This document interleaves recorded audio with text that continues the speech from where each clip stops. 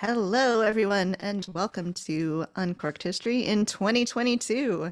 I've been saying Happy New Year. I'm not sure it's happy or new, but it's a year, so here we are. And hello to my co-host, Jamie. Hi. And we have a wonderful guest with us tonight, Michael E. Carter. So hello, Michael. Hello. All right. So we usually start by asking what everyone is drinking. And I was just telling everyone before we started that I am doing this sort of dry-ish. I think somebody called it a damp January.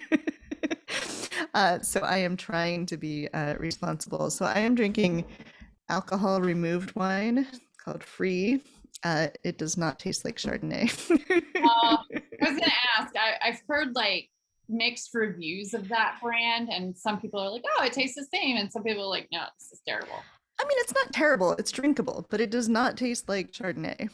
What I have discovered with these non-alcoholic wines is if you add some seltzer water into it, make it like a wine spritzer, it helps a little bit because the thing you're missing, like they're too sweet, and the thing you're missing is like the bite of alcohol. And so seltzer water helps a little bit provide that bite. Still doesn't taste like wine, but it at least tastes like you're drinking something other than grape juice. So that is what I'm trying this month. Are either both of you drinking? I am drinking. I'm being very boring again today, mostly because, well, I ran out of my rose gin, which I was really excited about. But I am just doing this giant bottle of Bombay. This is it. Are you drinking the whole bottle while we talk tonight? The whole bottle. No, just some Bombay and some Fever Tree tonic water. So Excellent. I'm drinking a craft beer from a brewery in Tampa, Florida Avenue, which is brewed in the Seminole Heights neighborhood of Tampa. I am not in Tampa. I'm about 45 minutes outside of it. But it's not bad. It's patchy in the Heights. I usually like sours. I know a couple of weeks ago, I forget which one of your guests, and I'm sorry, said that he didn't like sours, and I took that personally. But no, this is a hibiscus wheat ale, and it gets the job done. that's pretty All good. right. Yeah, I'm a big fan of sours, but I am kind of the odd person out usually. Like when I ask for a sour at the bar, they're like, "Oh, really? Nobody ever asks for these." I I have a friend of mine who owns and basically operates a tap house in New York City, and I basically come in there and he just puts something in front of me. I'm like, "What is this?" He's like, "You know exactly what it is. Drink it." I'm like, "Okay, thank you." Every historian needs a good bartender. That is how we survive, quite honestly. Yeah.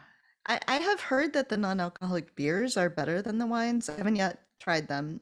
So that'll be maybe next week when we're on. I will be trying a non-alcoholic beer.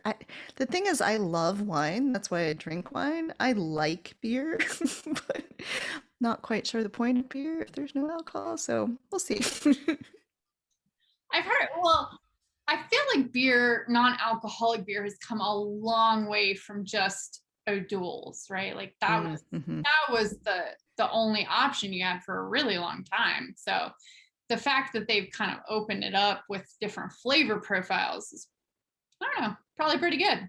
I haven't tried it, but Yes. All right. So Jamie, you want to tell us a little bit about Michael, and then Michael will have some questions for you.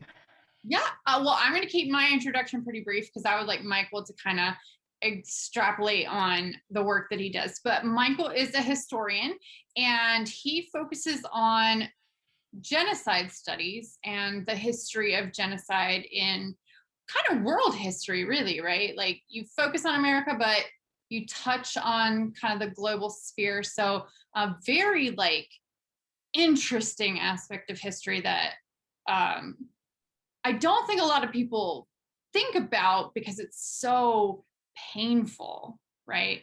Welcome, Michael. If you want to like tell us a little bit more about like where you work and kind of what you do with the amazing work that you've been researching. Okay. Thanks again for having me. I appreciate that as always. I'm an adjunct in the history department at Kean University in Union, New Jersey. It's where I finished my BA and when I got my master's in Holocaust and Genocide Studies. And I do focus on the Americas.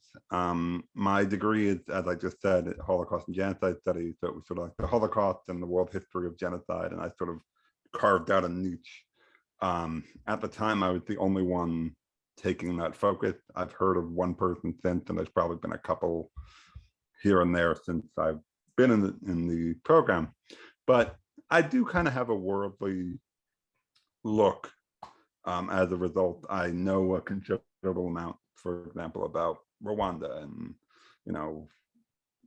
examples I could name in multitudes if I wasn't, for some reason, completely anxious right now. But I do tend to focus on the United States, the Americas more broadly, and colonialism and stuff like that in general. And it's a work that I like to do. For a little while over the last couple of months, mostly thanks to mutual friends of Jamie and ours, I'm like, hey, maybe I'm becoming an early Americanist. And then now I'm like, nah, there's too many interesting stuff going on in New Mexico. So that's a very wordy answer to that question. So one thing I always like to ask people who study sort of hard subjects like this is how you kind of keep yourself from sinking into it. So I interviewed Kathleen Belew for my other podcast, not Unsung History, the other podcast, and asked her the same kind of thing. Like, how do you keep from just like falling into depression every time you're studying? And so I have that same question for you. Like, how, you mentioned Rwanda, and that of course is the Hotel Rwanda is the video that back when people got discs from Netflix would just sit on people's coffee tables because they thought they should watch it and they didn't want to. And we did the same thing. I still haven't seen it. So, how do you sort of get into that research without letting it overwhelm you? That's a really good question. The answer I want to give is I'll tell you when I figure that out. But you deserve a better answer than that, and not one that's half joking. It's one of those things that is always in the background when you think about the material. And it's really, I want to say sometimes you don't think about it. Sometimes it falls away, but I don't want to say that there's I don't want to say that I sort of disconnect from the material, because I don't. There is no true objectivity. It's impossible. When I read about, let's say Sand Creek or something of that nature, there isn't both sides. There's the people that obviously, murdered men, women, and children. There are those that were the victims. Sometimes it gets, if you want to talk about larger wars, it gets a little bit more complex. But generally, with this work, as dark as it is, there's no objectivity, or there's very, very, I shouldn't say there's no, you know what I mean? Yeah. So my answer being is I sort of see it, and I wrote about this for the blog for my department, I think a year or 2 years ago at this point, is you almost see the work of being a historian almost like a civil service. Like there's a responsibility in the weight of the material. And there is a certain darkness that's in the back of my mind. I can't deny, not that I've been in this dark of a place, but when you hear stories such as from many, not that many years ago now, but the stories of like Iris Chen, who was the Chinese American author of The Rape of Nanjing, who while working on her next book, took her own life because of the depth of the depravity that she had to go through, talking to survivors of this conflict. So that's always in the back of your mind. I shouldn't say luckily, but there is a different nature when you're talking about the 19th century or further back, that there are no real survivors. So it's just text, or it's just secondary source documentation or primary source documentation. And so there's that, which I think is a buffer in a way. Yeah, I think that's the answer. I think the fact that I don't end up in that dark of a place because I'm not recording the voice of a survivor. I'm not asking someone a question and watching them sort of return to that place. I am experiencing almost everything as text documents. Mm-hmm. So there's the answer. Well, it's so interesting because when we think about like the work that historians do and kind of our immersion into these historical worlds and places and times, like, you know, for me, right, with piracy, people are like, oh, it's so exciting and fun and cavalier and, you know, romantic. But like the work that you're doing is really, I mean, to be honest, it is much more meaningful in a broader sense of like you are bringing forth voices that have been silenced specifically, whereas pirates, their voices are silenced because they kind of chose to be silenced in comparison to the individuals that you're working with. How did you get into this you know, particular line of study? High school. As weird as that sounds, my sophomore year in high school, I was in an honors history program. I didn't get a high enough grade in that class that I was booted back to gen ed history. And I start the story like that because people go, oh, he was in honors. That's why I was like, no, it wasn't.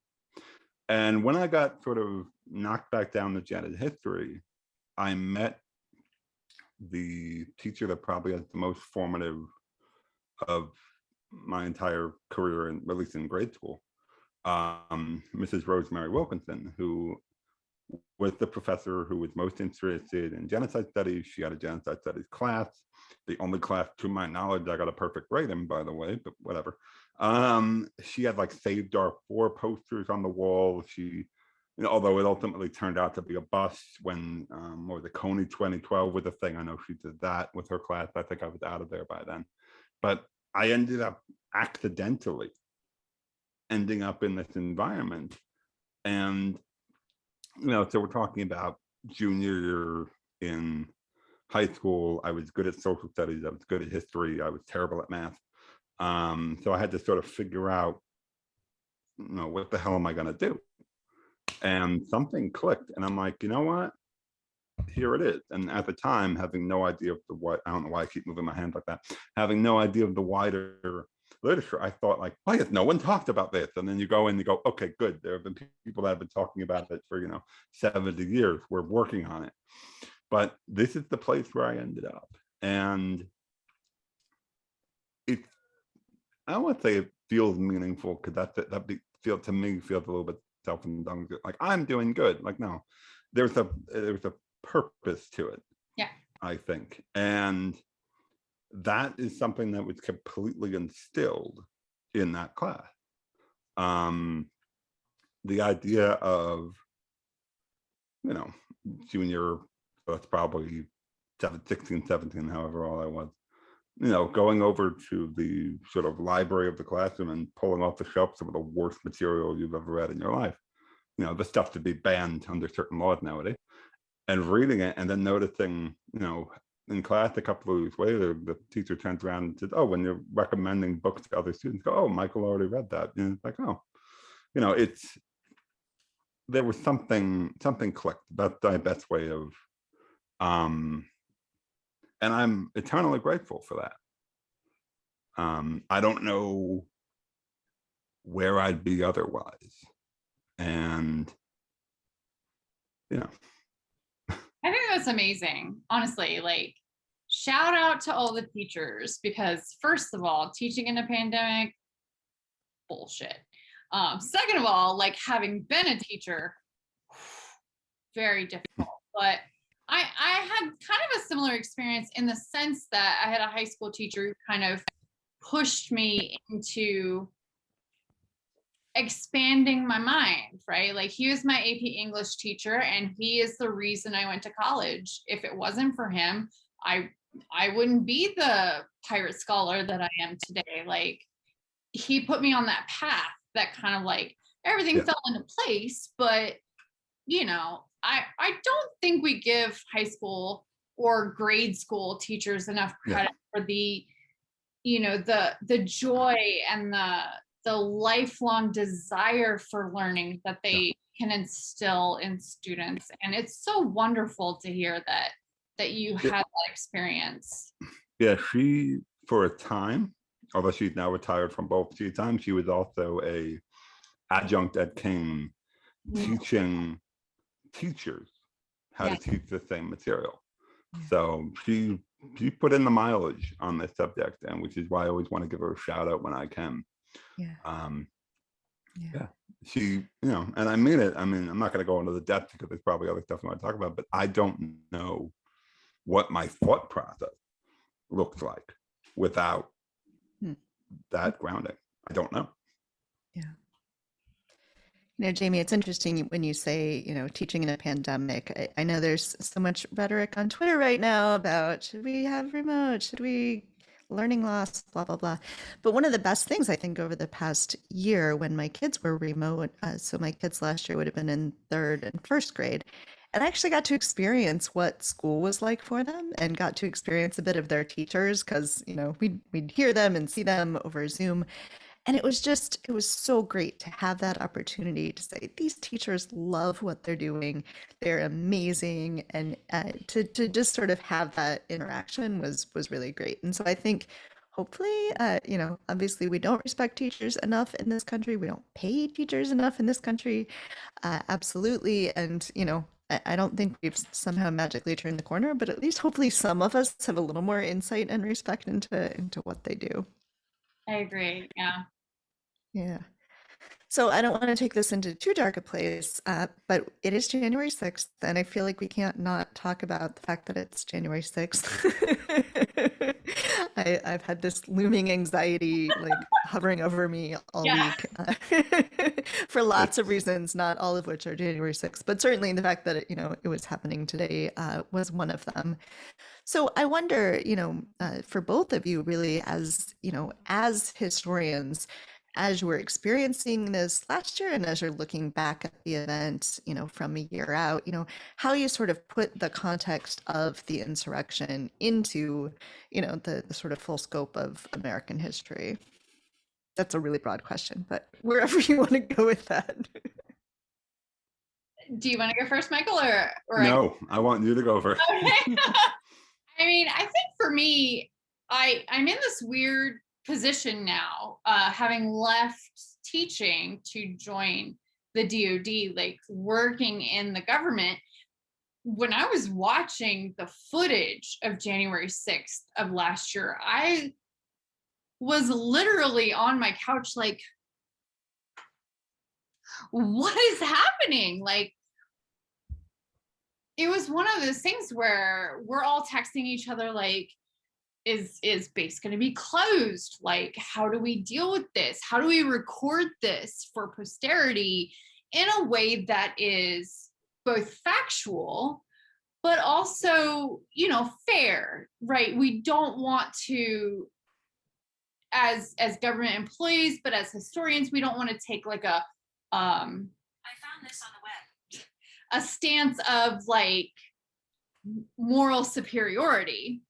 But we want to project what actually happened and kind of how it influenced people. I think for me, one of the major things that came out of January 6th is just how inaccessible the Capitol building is for disabled individuals, because we have a number of disabled individuals who are serving in Congress, and their escape route from this insurrection was limited, and to be honest, almost like not, they almost didn't get out. You know what I'm saying? Like, the building's not designed for the individuals we have in this country. And so it really brought to mind just the diversity of individuals we have who not only represent this nation, but who live in this nation, and how this insurrection really undermined that diversity and undermined that cohesion that we we've been trying to have. I mean, I think that's the thing about America, is that there is no one way to be an American, right? That's the beauty of being an American, is that there are so many different ways to be an American. And I think the insurrection undermined all of that, especially for me as a government employee. Like, it just felt wrong. It was certainly wrong. That's the understatement. I'm sitting here. I was both listening to your answer and in the back of my mind trying to assemble like an intelligent thought that isn't just screaming. When it comes to, It's okay to not have intelligent thoughts and just scream too. no, if I just fill the next 35 minutes with profanity, this will be a very bizarre episode of the podcast. Appropriate to what happened though. I think it's thinking about how to sort of record it for prosperity and how to think about it in historical terms. Because, you know, we're 365 days away from what happened. You know, it's history now. It was history the day after. But trying to think about how the hell do you frame this? Obviously, I think the Capitol building is literally going to, you know, frame bits of the broken, you know, I've seen certain things about that. But think about the number, the sheer, you know, we want to talk about diversity. If I could flip that a little bit, the sheer diversity of the types of insurrection. Yeah. You know, and there's a bunch of articles that have been out for a year, and I'm sure there's new ones today or this week about, you know, Oath Keepers, 3%ers, Proud Boys, you know, Christian identity, et cetera, et cetera. Yeah. And it makes me almost think of January 6th as the sort of sequel of the Charlottesville rally. Yeah. The idea of, well, you know, we all have our own little, you know, pet, you know, either, you know, economic concerns or, you know, white supremacy and stuff like that. We all have our own little pet issues, but we can all decide on this one big issue. Don't knock the mic over. And also, you know, so I'm thinking of that. I'm like, holy hell. No. You know, how you have, you know, and then I was also thinking, the other weird thing, thinking more about the Capitol building again, how, you know, January 6th, so going on 20 years after 9/11, how could you break through a window in the US Capitol with a riot shield? How is that, you know, I mean, I'm not the biggest fan of, I guess, what you would call the national security state, but that seems like something that should have been a given. Yeah. The windows of the Capitol building, one of the potential targets that, you know, but oversight, I suppose. Hubris, really. Yeah, that's it. Yeah. So, you know, and then, you know, I think I already tweeted earlier about the Confederate flag, that being the thing that sort of branded in my mind. You know, but, you know, that's the see, no words. Just yeah. That's my thought, thinking about, you know, it was,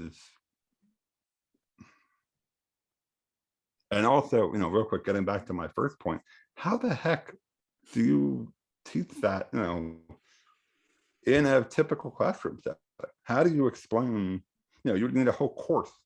Yeah. Just to label how you get all the, let's call them players, you know, insurrectionists in place. You know, it's, you know, it's going to be a lot of work to try to figure out how to fit it all in there, if that's even possible. Yeah. It really complicated like our understanding of law enforcement, right? Because we have this big move for defunding or abolishing the police, and part of the rhetoric around the January 6th attack was that we had these officers who were either killed or seriously injured.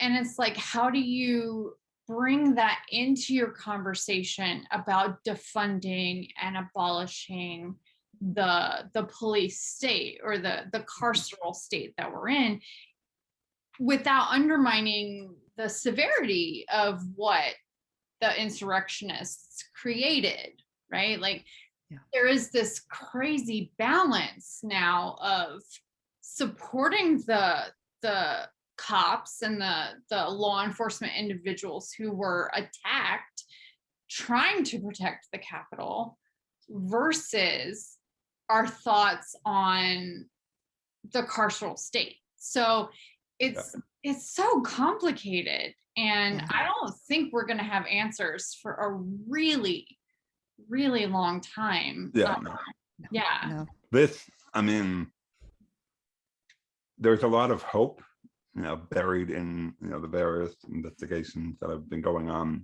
both publicly and most likely privately by various organizations. But to me, this feels like a Kennedy assassination moment. To me, it feels like there's going to be stuff that's going to be locked in boxes that, probably isn't going to get released for decades, without getting too conspiratorial about this. Levels of information. No, not just that, but who was texting who, and who was also a sitting government official, and do they get to say, hey, let's not, but that's a whole nother rabbit hole. Yeah, and in the chat, Bradley mentioned that it was the first time a lot of people realized that DC doesn't have its own National Guard, which is a huge thing. I actually, shortly after, it was probably like January 8th or something, I was interviewing people who are advocates of DC statehood, and I had interviewed them a couple times before. And, that was the thing that really drove home for me, is that, DC isn't just a place that people go work in the government. It's a home, it's a place that people live and grew up and, have spent their whole lives. And they were under attack as a city. And it just really drove home how they don't have their own representation. They don't have their own National Guard. They are so dependent on the surrounding area. They're so dependent on the federal government giving them things, and it's really, really problematic. And it's there's so much going on with January 6th and with so many other things, but it was shocking to me that there wasn't a bigger push for statehood right after that, right after what they experienced in that moment. I mean, well, so being like right here, there's been, by at least the inhabitants of DC and various residents in Northern Virginia and Southern Maryland, who have been pushing for DC statehood. I firmly believe myself that DC deserves statehood, in the sense that it's not just people traveling into DC to work. There are people who live there full time. This is their home. And for me, it was one of those situations where, looking at the fact that they had no National Guard, right? They had to rely on Virginia or Maryland or both to kind of come in and, I don't want to say save the day, but like, they had to rely on somebody else to come in and fix things. And it's just bizarre to me, honestly, that we look at DC residents as others, right? They're American citizens, and they deserve every amount of representation that the rest of us enjoy. And I mean, maybe I'm biased because I have friends who live in DC, and I want them to feel the same way I feel, where I feel represented, right? Living in Northern Virginia, I feel like my voice is heard. I vote. There's City Hall. There's lots of avenues for me to voice my opinion. My friends in DC, they don't have that. They can go to Bowser, and she's great. I don't have any issue with her. But she can only do so much, right? Like, she is limited in the sense that DC is not a state. It is a territory, for lack of a better word. Yeah. Well, I mean, Jamie, it's interesting that you say othered because, of course, it is a city with a very high African American population historically and currently. And I think that is not coincidental. I think that that is very much tied to why statehood hasn't happened yet. Absolutely. No, I agree. Well, remember the illustrious Miss McConnell, the DC and Puerto Rican statehood is, I don't know if he said socialism or communism, but he said one of those two. So, we're wanting people to have representative government is, I guess, a vast communist conspiracy. Who knew? So while we're talking about people who don't have representation, Michael, you've studied with genocide and with early American history, have studied a lot about Native people, which of course had a very similar, and in some cases to the present situation. So can you maybe talk a little bit about that? I think people who haven't paid a lot of attention to the scope of American history might be surprised to think that there has been genocide in the US. Hopefully anyone who, watches this show or listens to my podcast, this is not a surprise, but I think it could very well be a surprise to some people. Yeah. If only lawmakers would watch this podcast so I could explain that to the entire federal government in one fell swoop. Well, in short, genocide is a historic reality, not just in the United States or any settler state in the Americas or elsewhere for that matter, but pretty much all of human history from what we could tell. That's not my opinion. That's the opinion of Raphael Lemkin, who is the individual who lost his family in the Holocaust and put together genocide as a legal concept. One of the,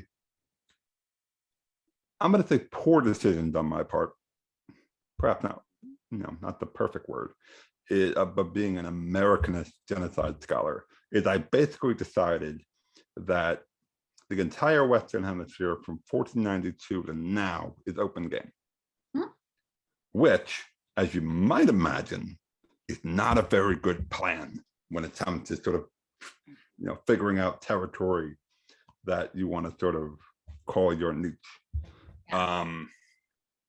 But that's where I sort of look at it. You have, obviously the Spanish in the Caribbean, the Taino and others. You have the various Spanish exploits throughout what became New Spain, the Aztecs, the Incas, and other, more minor nations. Then you have the various Pequots and in the Massachusetts Bay Area, and that goes on and on with the English, and basically until the 1890s with the Ghost Dance War, and that kind of closes the West traditionally. But even after that, there are still instances throughout Latin America of indigenous resistance that is answered with genocidal force by their government. In the 1920s, which is something I'm currently working on now, sort of putting it in a genocidal lens, was the what is known historically as the Osage Reign of Terror, which was popularized a few years ago by a book. It's sort of the birth of the FBI, Killers of the Flower Moon. I started looking at that in a more genocidal sense because it's a network of, let me rephrase that, it's multiple networks of white perpetrators murdering their neighbors and family members in order to get control of the oil wealth that was linked directly to the Osage Nation. So that's something I'm looking at. And if you go even further into the 20th century, you have sterilization not only of Native Americans, you have sterilization of African Americans. There's a case for sterilization in Puerto Rico as well. And that's still a problem because I believe last year there was a documentary about sterilization of women of color in the LA prison system. Yes. And I know maybe it was last year or maybe it was 2019 or 2020. They all blend together. I know there was a case with the border patrol. I'm sorry, not the border patrol, ICE. In one of their privately run facilities was basically outsourcing gynecological work to a Georgia. I'm pretty sure this is Georgia. I apologize if I'm misremembering this. To a gynecologist who basically was just giving these undocumented women hysterectomies. And it's a recorded case. I think there's like 11 women. And so the issue of forced sterilization in this country is a completely different ballgame. But that is something Lumpkin himself, prior to his death, wrote in the New York Times op-ed. It's biological genocide. It, of course, depends on scale and context, but this is not a problem that has sort of gone away. It's not the bygone, it's like, oh, that happened in the 70s. I'm like, well, it hasn't stopped. Yeah. And that's a whole, So basically, I decided that 500 years is open game for me. And we'll see how that works out. It gets a little bit overwhelming at times because you sort of, because that's where the imposter syndrome hits. If we want to talk about a different topic entirely, it's where you basically think about like how much you don't know, how much you don't memorize, how much you can't immediately recall. And then you're like, then you come back over to this and you go, oh, well, I know all this. This I got down. But that doubt is like, well, you don't know all that. And I'm like, well, you're right. So that, I guess, that's where that comes from. So that's the side effect of being like, okay, this is our niche. It's impossible in terms of a time span that we've decided upon. And it's also going to be the constant form of internal dread. So, but hopefully something good comes out of it. Hopefully. Definitely. I am so excited about your work because I think that there's so much important information that's going to come out of the work that you're doing that we just don't think about, right? Like it's easy for us, whether historians or Americans or whoever, to kind of gloss over this stuff because it's like, it's so painful. It's so degrading. It's such a terrible situation. And when I say we, I tend to mean, Americans, but broadly conceived, we tend to think of genocide in the context of the Holocaust, right? Like of gas chambers, of these work camps. That's what we envision as genocide. But the work that you're doing really highlights the fact that it's so much more than that. Like when I taught the women's history course at Stevenson, the forced sterilizations like you were talking about with Latinx women, with women of color, Black women especially, we don't think of that as genocide, but really it is, because it is destroying entire generations of people, of people who would represent that culture. And so I think most people need to kind of expand their mind a bit and kind of open up to what genocide really means. I know, Kelly, you said you hadn't seen Hotel Rwanda yet? No, it sat on the coffee table for a long time. I will say it is a magnificent film. Absolutely well done. The actors are just chef's kiss. It is one of those films, though, where you, first of all, need tissues right there. But it is also a film not suitable for children. But it is a film where you need to be prepared to feel really terrible, honestly. Like the first time I ever watched that film, I was like, we're shitbags. Like, Jamie, if you had said that a second earlier. That's how I felt. Like I watched that film and I was like, man, we were total shitbags. And by we, I mean anybody outside of Rwanda. But it was like, it's such a heart-wrenching situation. Well, that's the famous line, isn't it? I forget if it was President Clinton's press secretary or someone else from the communication. What was the line is, how many acts of genocide does it take to be genocide? Like, that's the question. It's like, what point do you get involved? And I hate to say this, but the last couple of decades has proved never. Yeah. And that's sort of, this is a little bit out of my depth because I do purposely separate myself from the legal aspect. Yes. On purpose. But the truth is, we're not going to go to war with China over Uyghur re-education camps. The worst claims, the worst evidence, the worst stuff could come out. It already has, as far as I'm concerned. There's not going to be a NATO intervention. There's not going to be a war. There is no force on the planet that's going to stop that besides the government of China itself.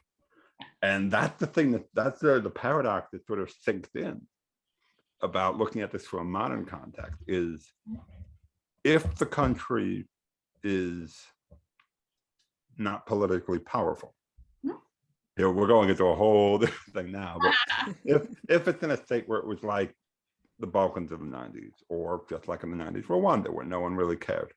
Yeah. There is that chance of like, oh, maybe the international community can actually do something.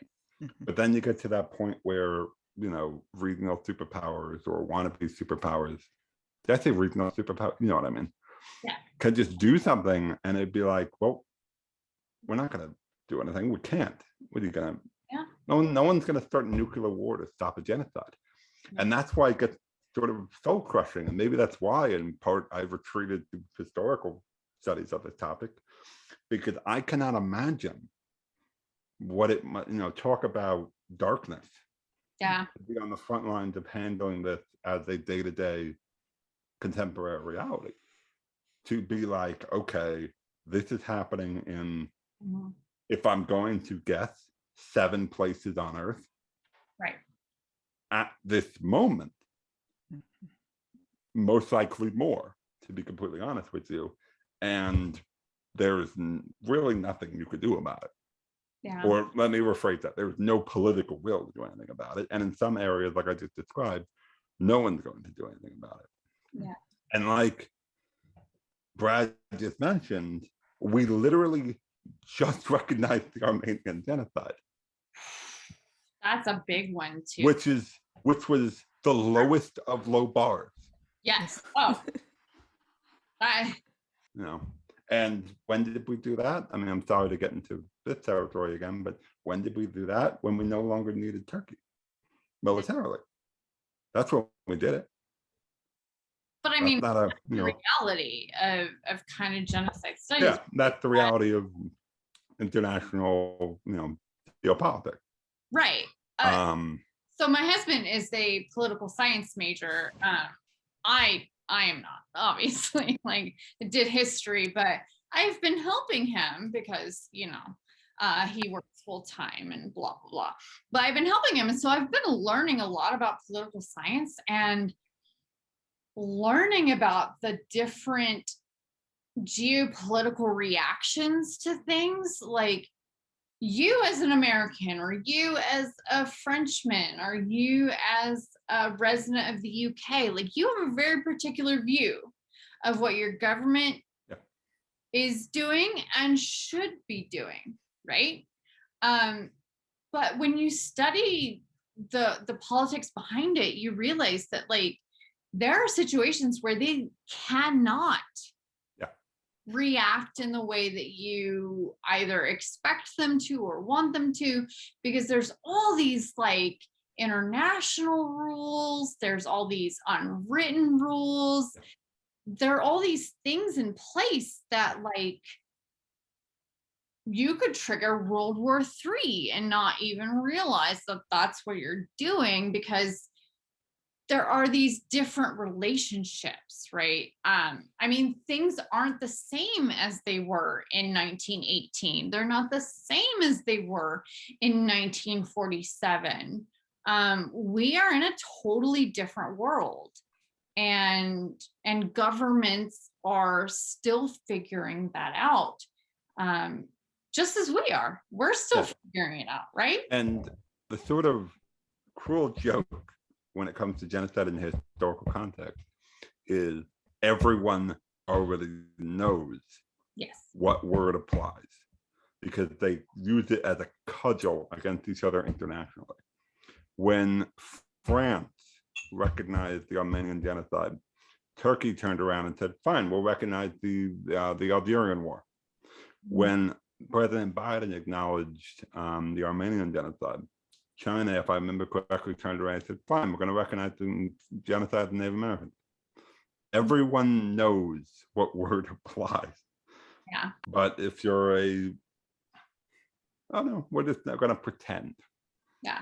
Like, I mean, I don't want to bring back, the ghost to the past, but when President Obama was a candidate and when he was a politician, he was always a politician. You understand what I mean? Before he was president, the Armenian Genocide was, it was simple as day. And then he becomes president, and you have to have a little more tact, as much as I hated it over that time. But that's what we just sort of described. But everyone knows there is no politician in Washington, unless they, have decided to live an alternative reality, that can deny that there has been genocide on the American continent. Yeah. It's impossible. I mean, it is literally a game, honestly. Like, I don't want to say chess, because I feel like chess is more noble, but it is literally some sort of weirdly designed board game of like, you can do this and you can do this and you do this.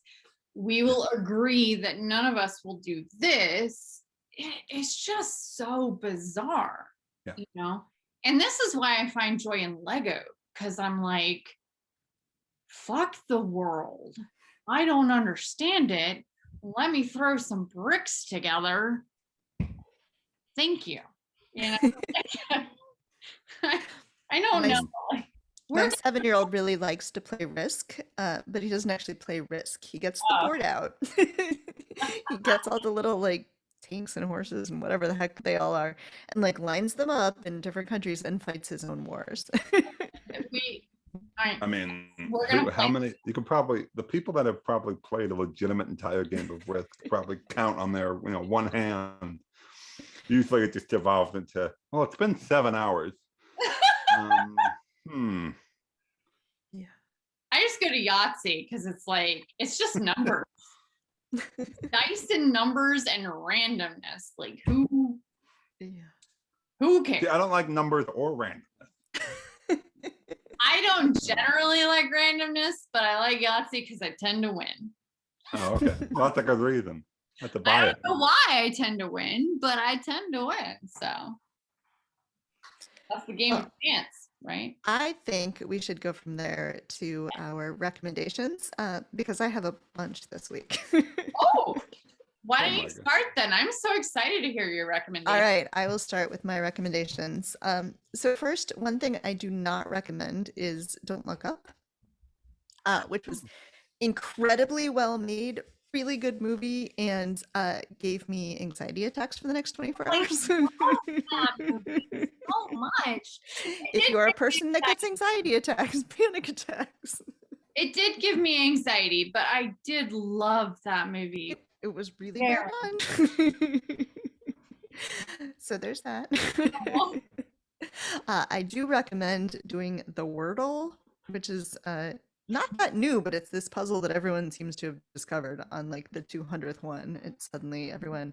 So if you just Google Wordle, Wordle, it'll pop up, and it's a daily word puzzle, but there's just like one puzzle.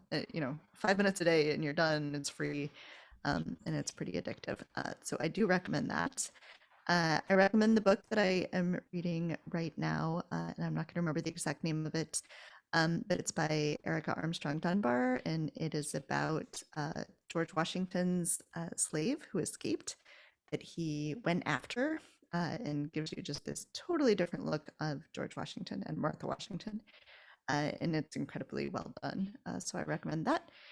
And then finally, I recommend Encanto, which not only have I watched the movie, but my kids have listened to the soundtrack nonstop for like a week and a half now, and then we're still not sick of it. So I love gotta it. watch Encanto.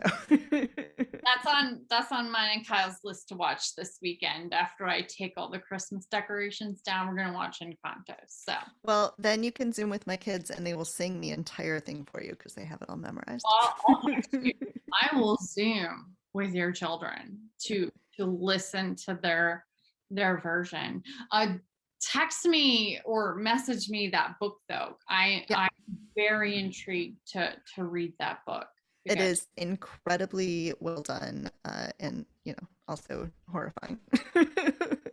I believe it's called Never Caught. I don't remember what the subtitle is, but the title I is think it is Never called. I think it is called Never Caught. Yeah, I have my number one goal for 2022 is to read again beyond what I need for book number 3 or work, but literally like reading for me. I haven't done that since, I don't know, 2005. So I want to read that book. That was the best part about dropping out of grad school, is I got to read for me again. I don't know how you do it though. You're also a mom. Like I have dogs. Like I'm not a mom, so my kids are old enough that I can just be like, let's have reading time, and we all sit and read. I love it. That's the best. All right. So, Michael, do you have any recommendations for us today of anything at all in the whole world? Wow, I should have come prepared with more recommendations. It could be 10. Doom scroll on Twitter left. That's a recommendation for everybody. No, if I'm going to recommend a book, it's actually a book from 2019 by historian Jeffrey Ostler, who's on Twitter, called Surviving Genocide. It's the most recent book. It's Yale University Press.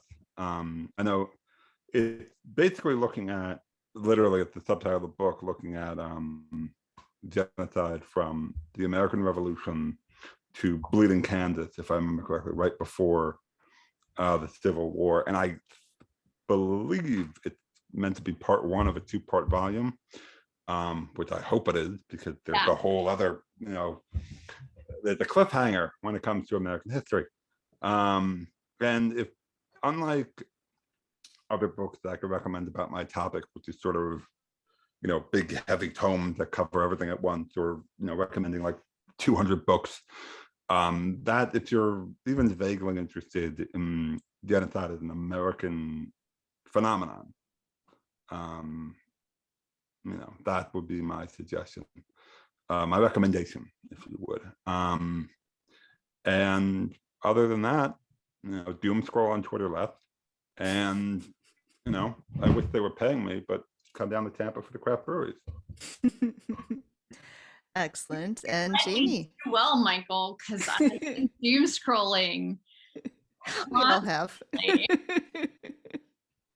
I am on mandatory telework maximum until May, when we reassess the threat, because I have heart conditions. So yeah, like I'm stuck in my home office and I never leave my house. So Yes. This is a great recommendation. I love it. My recommendation, not nearly as thoughtful or as, I don't know, like mind-blowing. I have 2. my first recommendation is the Lego Typewriter. Do it. It is so different from the traditional Lego build because it is very technic. There are a lot of technic pieces as opposed to traditional Lego pieces. And when you're done with it, you can type on it and it works. It moves like a real typewriter. It is brilliant. It is probably one of the most difficult builds I've done so far. And I've done a lot of Lego builds. If you are curious, you can DM me or message me, but I have done probably 50 Lego builds in the last 2 years. Like I've done a lot. Like I love Lego. My second recommendation, Trivial Pursuit. All versions, because we have the traditional, we have the master edition, we have the Ruby edition, which is the 50th anniversary. We have the 2000s edition. We have the X-rated edition. Like we just have, if there's a Trivial Pursuit, we own it. Do it.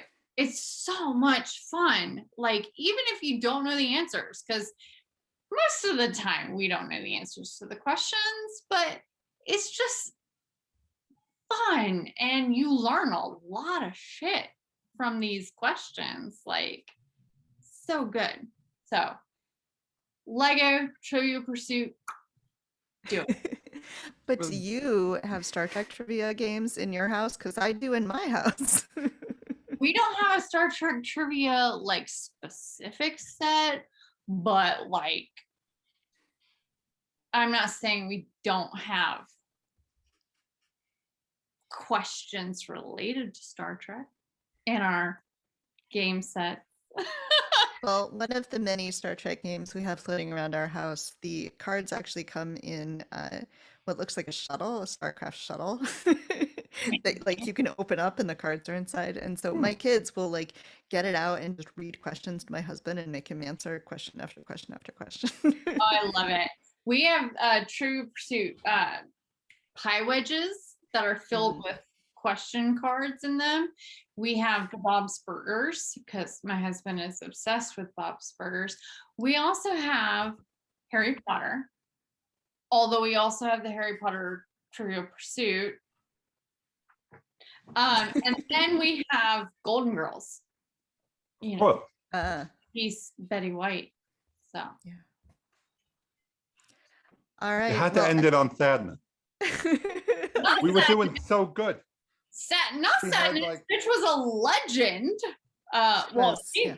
More than a legend, honestly. Like I've been watching Golden Girls since I was like 3 years old, and just watching all of them, so amazing.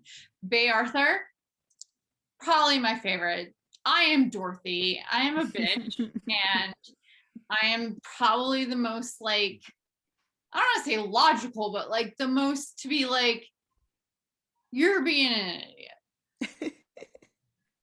All right, have fun. You know, like I am Dorothy. All right, so I guess the last recommendation is to go eat some cheesecake and watch some Golden Girls.